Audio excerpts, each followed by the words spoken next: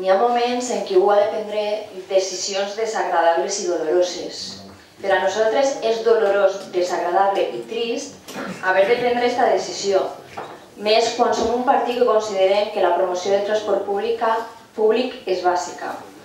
Però, com a membres d'un equip de govern i des de la responsabilitat com a membres d'aquest equip de govern, hem de prendre decisions desagradables i doloroses. L'empresa Crida té un dèficit i hem de dir que hem rebaixat la petició de Crida, perquè els consellers de Crida la feina que tenen és la de fer números i després, des de l'òrgan polític, veure si aquests números són aplicables o no. El criteri que ens ha guiat és no fastidiar especialment a col·lectius sensibles com són els estudiants que van tant en el sentit d'Alboraya a Patacona com a Patacona a Alboraya. Per què? Perquè vist el camí que n'hi ha d'Alboraya a Patacona o de Patacona a Alboraya, aquesta gent l'única opció que té per anar al seu institut és agafar el transport públic.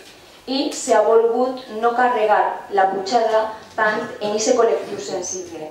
Però també hem de recordar que possiblement votar en contra d'aquesta decisió és votar en contra del manteniment de la línia de l'autobús.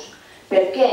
Perquè la llei de sostenibilitat que aprova el PP de l'Estat el que indica és que els servicis deficitaris no són obligatoris, és a dir, que en un moment donat són prescindibles.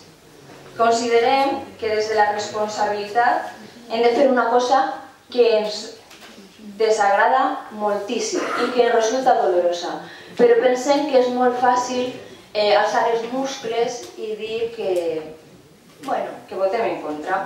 Aleshores, en tota la tristor del cor, anem a votar a favor d'aquesta decisió.